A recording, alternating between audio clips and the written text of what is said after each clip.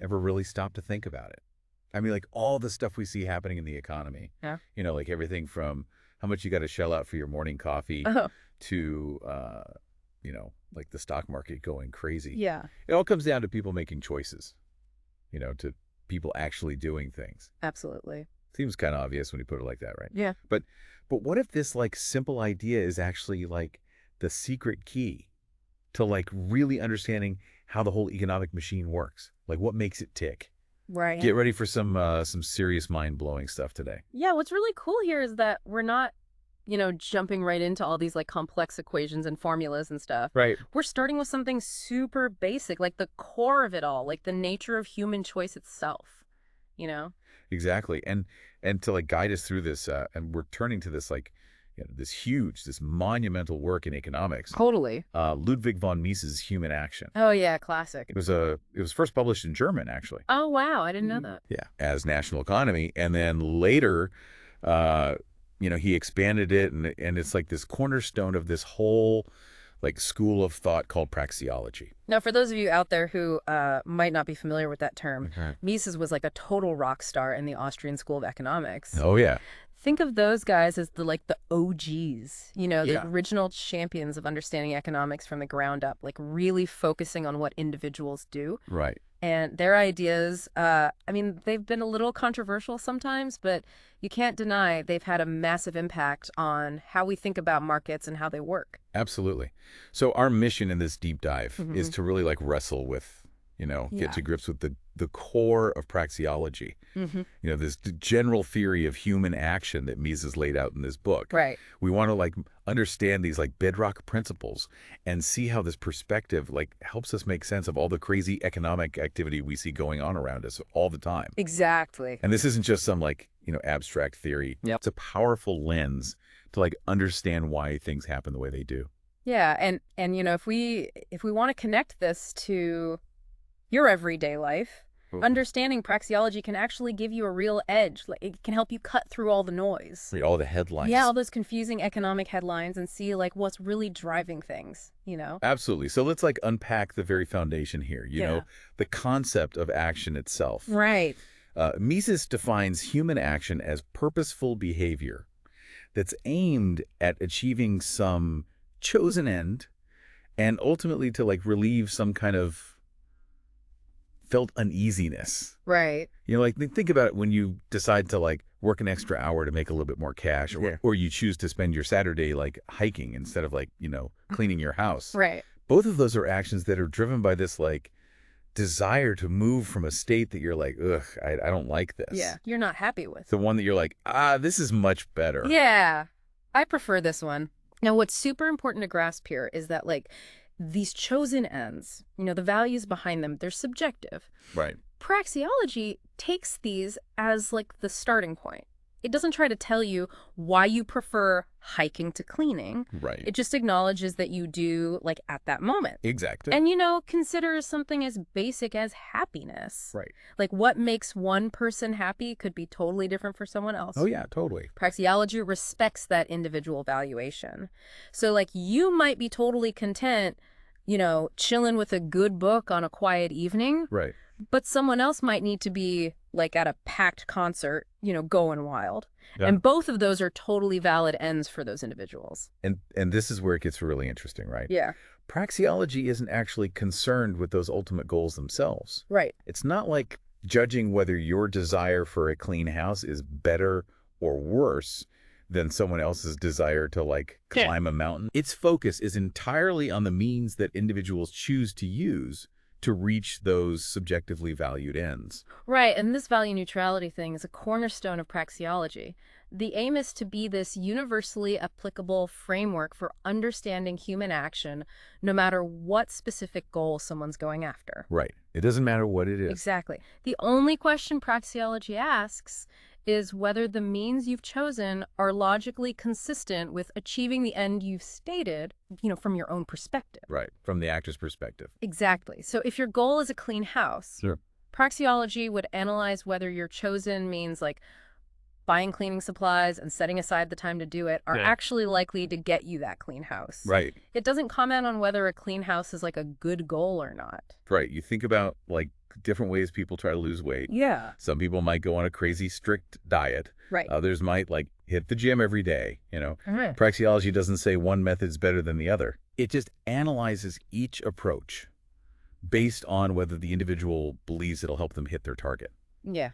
Lose the weight. It's about their own perception of cause and effect. Exactly. And Mises argued brilliantly that this very subjectivism, you know, this is where the objectivity of praxeology as a science comes from. Interesting. By taking those individual value judgments as like the ultimate unquestionable data, praxeology puts itself above all the changing opinions and ideologies and stuff. It avoids all that. Yeah, it gives us this stable, universally applicable framework for understanding that goal-oriented aspect of human behavior, regardless of the specific goal. Really fascinating. All right, so now let's dig into the role of reason in all of this. Okay. Our ability to understand human action isn't some like mystical intuition or something. Right. It comes from our ability to understand our own purposeful behavior, you know. Right. We get what it means to have a goal and to choose ways to achieve it because we do it ourselves all the time. Yeah, we're constantly doing it. Right. It's this internal understanding that we then apply to like watching what other people do. Yeah, right. We project it outward. Exactly. Yeah.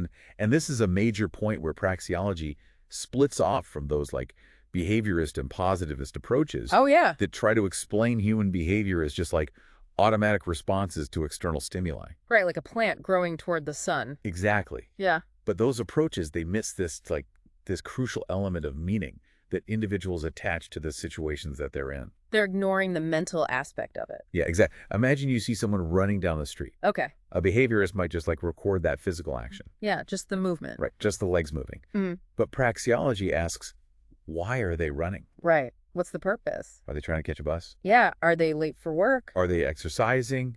Are they running away from danger? Right. Context is everything. The meaning that they attach to their situation is what takes that simple movement and makes it purposeful action. Makes it human action. Mm-hmm. Right. So the same physical behavior could be totally different actions depending on what the individual's intent is. Interesting. So the interpretation matters. It does. It really does. And as Mises pointed out, praxeology is human in two fundamental ways. Okay. First, its principles claim universal validity for all human action because they come from the very nature of conscious goal-oriented behavior. Right. And second, it deals exclusively with human action. It draws a clear line between the realm of purposeful human conduct and the realm of non-conscious natural phenomena. Like the laws of physics. Exactly. It doesn't try to use the same frameworks to explain how ants behave or how planets move. Right. Specifically about human choices. Exactly. And this also means rejecting that old idea that people from different cultures or historical periods think in fundamentally different ways. Right, like they have different logic. Exactly. Yeah. Mises actually refers to the work of this anthropologist, Lucien Levy-Bruhl, to counter that idea. Oh, interesting. He argues that while the content of people's beliefs and goals can be totally different, the basic logical tools they use to chase those goals, right, like cause and effect, means and ends, these are universal. And everyone uses them. So whether you're a hunter-gatherer trying to build a shelter or a tech entrepreneur launching a new app, you're still engaging in purposeful action, choosing the means to get to the end you want. It's fascinating how there's this universal, formal, and logical structure behind all human action. Yeah. No matter the culture or specific beliefs. Yeah. This universality is what makes a general theory like praxeology even possible, you know? It gives it its foundation. Yeah, it's like the common ground for understanding all these different human behaviors. Okay, so this brings us to the epistemological foundations of praxeology. Okay. How we actually know what we know about human action. Right, where does this knowledge come from? Mises draws a really clear distinction between his approach, which starts with thinking carefully about the essence of action itself. Yeah. Something we can all observe within ourselves. We all have that experience. And other philosophical perspectives on knowledge. Okay. So how is it different? He specifically contrasts praxeology with conventionalism, which says that the basic premises of our reasoning are just random agreements. Oh, interesting. Or linguistic conventions. As arbitrary. Yeah. And he also separates it from how someone like Einstein viewed the relationship between math and physical reality. Yeah. Einstein was famous for talking about this tension between the certainty of mathematical theorems and their direct application to the real world. Right. The real world's messy. Yeah, exactly. But Mises argues that the fundamental categories of praxeology, Right. things like ends and means, costs and proceeds, even the act of exchange itself, Okay. they're not just abstract concepts or convenient linguistic tools. They're more than that. He says they are inherently and completely present in every single human action. Wow. You just can't do something without having some end in mind, without choosing some way to get there, without incurring some kind of cost. Even if it's just the time and effort you put in and expecting some outcome, or proceed, whether it's tangible or intangible, immediate or delayed. That's a powerful statement. It Yeah. suggests that these categories, they don't come from observing the outside world like the laws of physics do. Right. They're like baked into the very structure of what it means to act purposefully. Exactly. And because they are inherent in every action, any experience that seems to contradict these general theorems would actually just mean we misunderstood the action itself, Right. not that the theory is wrong. So the theory itself is kind of like unshakable. Yeah, it's like saying you can't have a triangle with four sides. Yeah, the definition just doesn't allow it. Right, think about it like a simple exchange. Okay. Mises says at its core there's only exchange and non-exchange. Okay. When an exchange happens voluntarily, it inherently means that both sides expect to get something they value more than what they're giving up. Right, it's a win-win. All the general principles about exchange, like the idea of mutual benefit, Yeah. they flow directly from this basic understanding of what an exchange is. Interesting. There's no such thing as an almost exchange, Right. or an exchange where one side loses in their own mind at the moment of the transaction. It's a fascinating perspective. It is, and this is exactly why Mises said that just studying historical data Yeah. can't, on its own, reveal those general economic laws. You need something more. You need the framework of praxeological understanding. Right. The data needs to be interpreted. Raw historical events without this understanding of human action would just be a jumbled mess of random occurrences. A bunch of noise. Praxeology gives us the structure, the logic, to interpret and make sense of those events. So it tells you what to look for. Exactly, and how to understand why those historical actors made the choices they did. Okay, I'm with you. And finally, a crucial foundation for praxeology is this principle of methodological individualism. Okay, what's that? This is the idea that at its most basic level, praxeology starts its analysis with the actions of individual human beings. It doesn't start by looking at the behavior of abstract groups or collective entities as if they had their own independent will and consciousness. Like treating a corporation as a single actor. Yeah, exactly. What's important to understand is that even when praxeology later analyzes complex social phenomena, Right. like markets competition, even entire economic systems, Okay. it always traces these back to the purposeful actions and interactions of individual men and women. So it always comes back to the individual. Always, social action isn't something separate from individual action. Okay. It's a specific form or consequence of individuals acting in relation to one another. It's like individual actions adding up to create these larger patterns. Exactly. So let's do a quick recap of this dive into praxeology. Okay. We've seen that human action is basically defined as purposeful behavior that we do to relieve some sense of unease. Right. We've highlighted that super crucial subjective nature of individual values and how praxeology focuses on the means we choose to achieve ends without judging those ends themselves. Right. We've explored the essential role of reason in understanding our own and others' actions Yeah. and the universal application of praxeological principles to all human conduct. Right. Applies to everyone. And finally, we touched on the epistemological foundation of praxeology, Right. rooted in thinking about the nature of action and that principle of methodological individualism. And this foundational understanding, it's super critical because it's like the groundwork Yeah. for all of Mises' later, more detailed analysis of specific economic phenomena. Right. He builds on this. Yeah, like how prices are formed, how production is organized, even the complexities of money and credit and business cycles. It all comes back to this. Everything builds on this core understanding of human action. And that brings us to a really important point for you to think about. Oh, okay. Given that literally every economic decision from buying a candy bar to a huge corporate investment comes from individuals acting with a purpose. Right. They're trying to make things better for themselves somehow.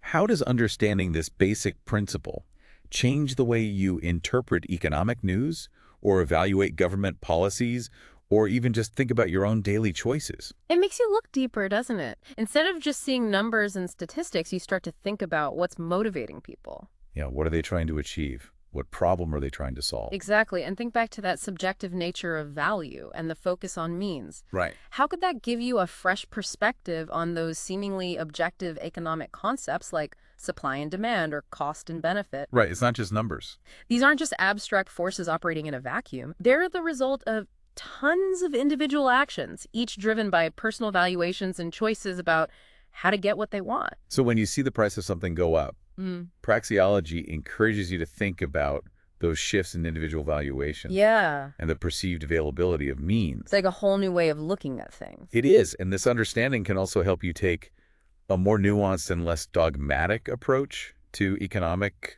debates. Right, instead of just throwing around labels. Or pushing for one-size-fits-all solutions. Yeah, thinking about the underlying human actions makes us think harder about the potential consequences of a tortoise. And how they might affect individual choices and motivations. Absolutely, it's all connected. So here's a final thought for you to chew on. Okay. If economics is really about understanding human action and not just things or abstract mathematical models, Right. what are the limits of those models? Right. Can we ever really grasp how complex the economy is without keeping the acting individual at the center of our analysis? That's a great question to ponder. Think about it. And until our next deep dive, keep those critical thinking skills sharp. Stay curious out there, folks.